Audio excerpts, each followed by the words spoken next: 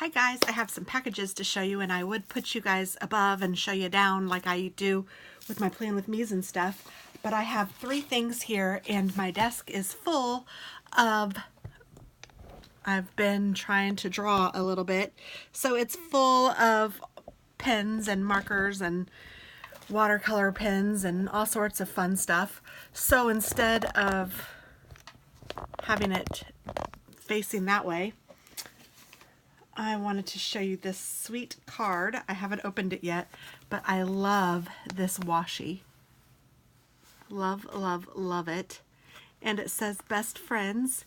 And this is from my new friend, Lisa. So I am going to open this card. And I have a feeling she won't care that I show you guys, but oh my gosh. You're an angel, a star, a blessing.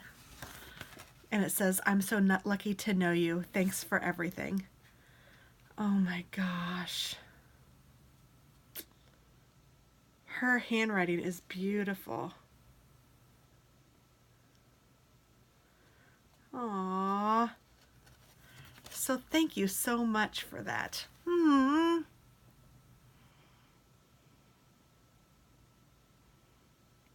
Aw, she says she's blessed to call me her friend, but I am blessed to call you my friend, Lisa.